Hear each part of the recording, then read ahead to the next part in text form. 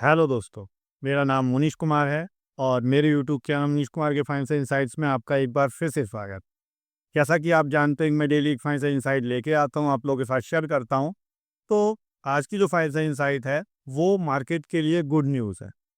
Good news कैसे? जैसे कि लास्ट वीडियो में मैंने आपके साथ एफआईआई के बारे में ज़िक्र किया था। एफआईआई के बारे में बताया था कि एफआईआई बहुत सारा पैसा अब तक निकाल चुके हैं, जिसके कारण मार्केट जो है अपने लाइफ टाइम का जो 26,276 का जो लाइफ टाइम है, उसको क्रॉस करके आगे नहीं जा पा रहा है। एसआईपी और जो लोकल इन्वेस्टर हैं, वो तो अच्छा खासा काफ़ी मनी डिप्लॉय कर रहे हैं, इन्वेस्टमेंट कर रहे हैं। एसआईपी हर महीने के महीने बढ़ती जा रही है। जैसे कि इस महीने की बात करें तो 29,000 करोड़ का भी जो अमाउंट है, उसे पार कर गई है मंथली एसआईपी।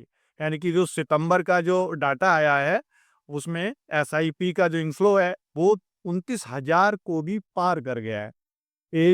जो एएमफी जो है, जो association mutual fund of India है, इसका भी जो एयूएम है, यानी कि इसका जो टोटल कॉर्पस है एमपी का, जो म्यूचुअल फंड में पूरा मैनेज किया जाता है एमपी का, वो भी 75 लाख करोड़ को पार कर गया है। ऐसे में हम बात करें कि गुड न्यूज़ क्या है, जैसे कि अभी जो लास्ट वीक बीता है, यानी कि 6 अक्टूबर से 10 अक्टूबर तक का, उसमें एफआईआई ने 17 से 51 करोड़ की खरीदारी की है।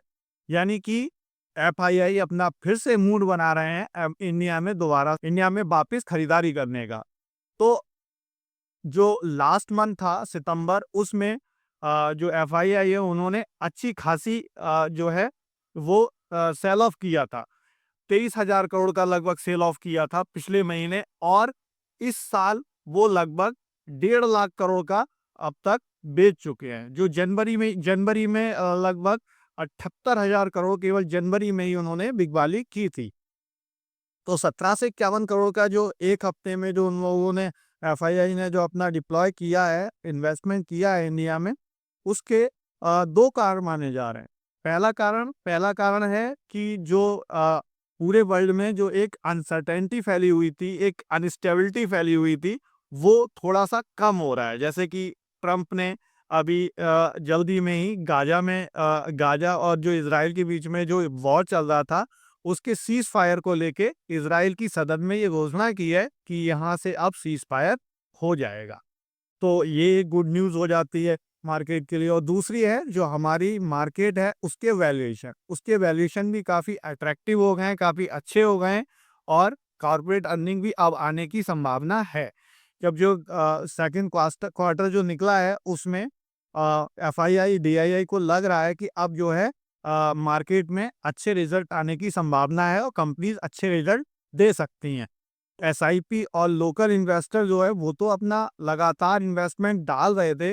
हर महीने के महीने जो है इनका इन्वेस्टमेंट बढ़ रहा है, इनकी जो ईवीएम है वो बढ़त में आ रही है। एसआईपी ही 29,000 करोड़ की हो गई है।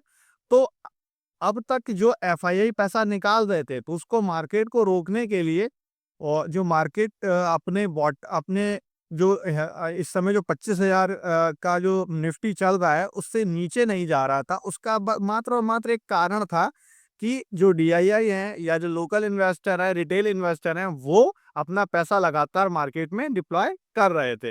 यानी कि एसआईपी के थ्रू, लमसम के थ्रू, या जो इंश्योरेंस है, इंश्योरेंस कंपनी के थ्रू वो पैसा मार्केट में लगातार जा रहा था, जिससे कि मार्केट ज़्यादा रिटेलिएट नहीं कर रहा था और मार्केट ज़्यादा गिर नहीं रहा था।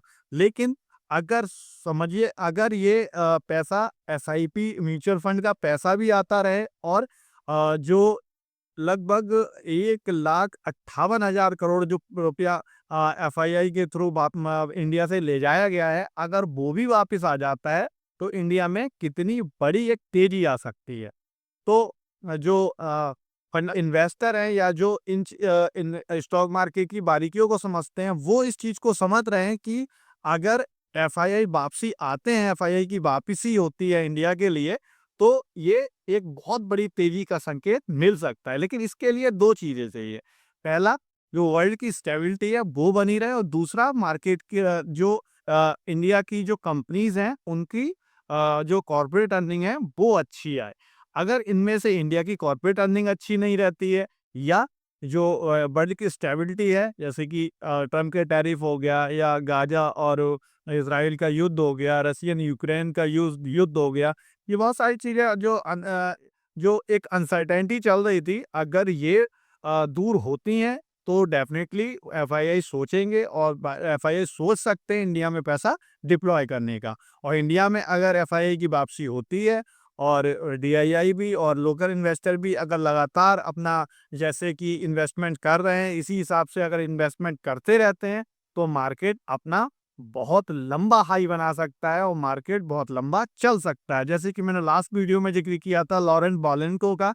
लॉरेंट बेलेंको ने भी कहा है, जो सीएलएसए के यूएस में सीएलएसए के एक मार्केट स्ट्रेटजिस्ट है, एक टेक्निकल स्ट्रेटजिस्ट है, उन्होंने भी कहा है कि मार्केट जो है 2029 से 30 तक ये मार्केट 40,000 तक जा सकता है, निफ्टी 40,000 तक जा सकता है इंडिया का।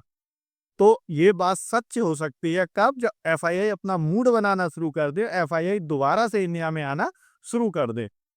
क्योंकि जिस लेवल पर डीआईआई और हमारे लोकल इन्वेस्टर पैसा डाल रहे हैं, इसी हिसाब से अगर एफआईआई का पैसा भी आना शुरू हो जाए, तो मार्केट हमारा बूम कर जाएगा। तो आज की वीडियो में इतना ही।